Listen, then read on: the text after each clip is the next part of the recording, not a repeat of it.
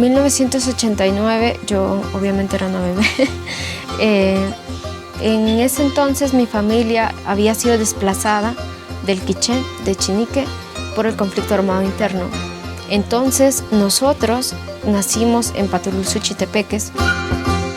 La situación económica de la familia estaba demasiado inestable, pero más que económica también emocional, porque se tenía por una parte extrañar lo que antes era y lo que ya no volvió a ser. A partir de los 9 años mi madre empieza a trabajar en casas ajenas a la nuestra, y empiezo a tomar como un rol de hermana mayor que tenía que cuidar de mis hermanos mayores, 2 hermanos mayores hombres, y de los otros 2 pequeños, porque yo estaba en medio, ¿no?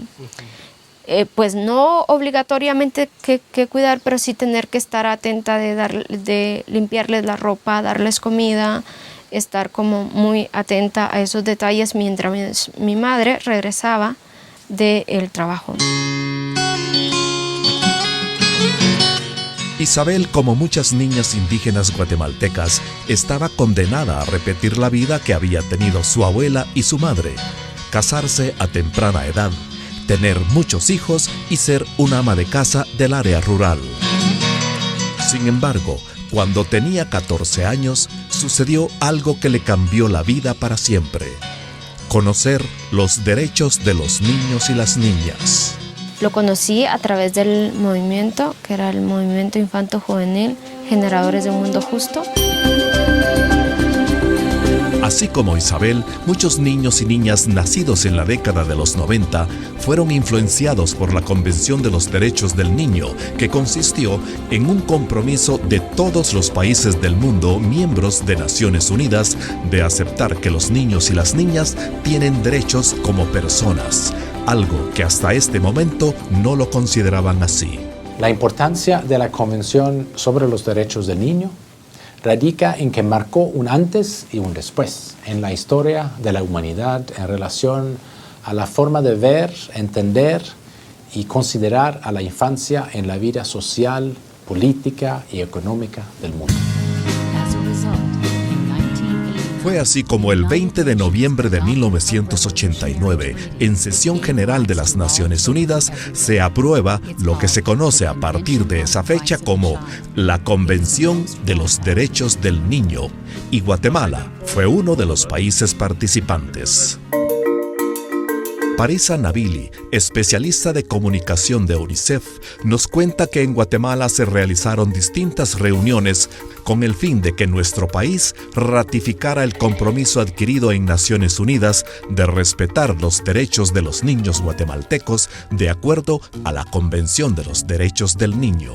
Aunque sucedió hace 25 años, lo recuerdo como si fuera ayer. Recuerdo claramente cómo con el representante de UNICEF de aquella época, señora Gobka Yayan, nos reunimos con autoridades del gobierno para conocer la postura de Guatemala ante la posible ratificación de la Convención sobre los Derechos del Niño.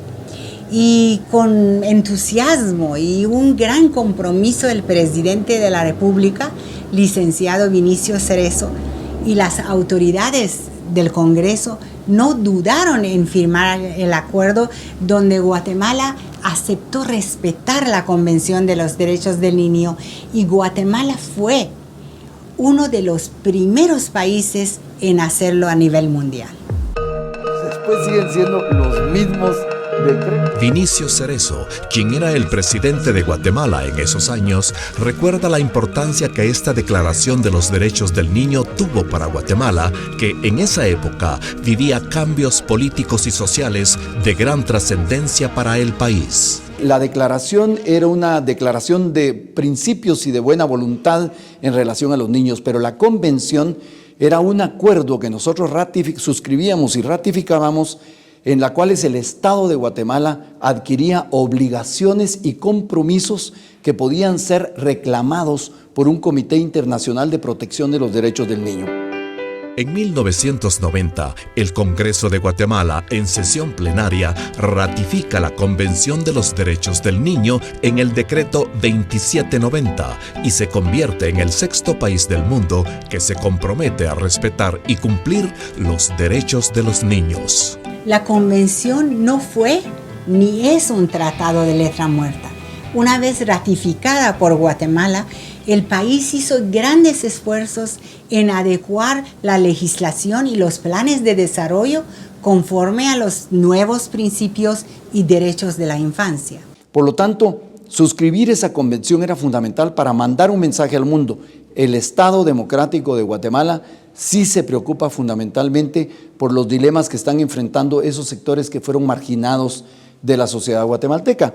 Guatemala fue uno de los países fundamentales para que esa convención se pusiera en vigencia. Efectivamente, después de que nosotros suscribimos la convención, meses después, en el año 90, ya entró en vigencia en las Naciones Unidas como una convención universal en la que la mayoría de los estados la habían suscrito.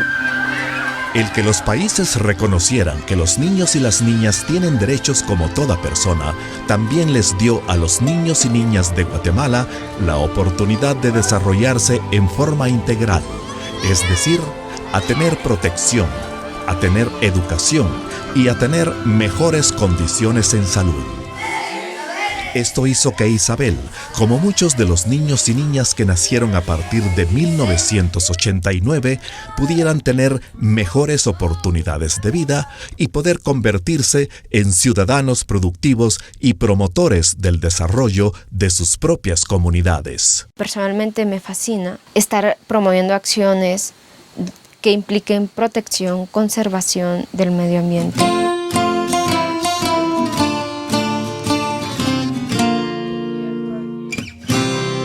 Isabel actualmente se encuentra terminando la carrera de Ingeniería Ambiental y trabaja como técnico ambiental en la Cruz Roja Guatemalteca de Quiché.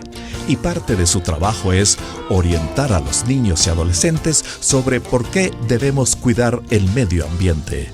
Nosotros trabajamos también con niños para conservar el ambiente, desde qué es un ecosistema, cómo se maneja, cómo se restaura un ecosistema también, cómo se hace un plan de restauración.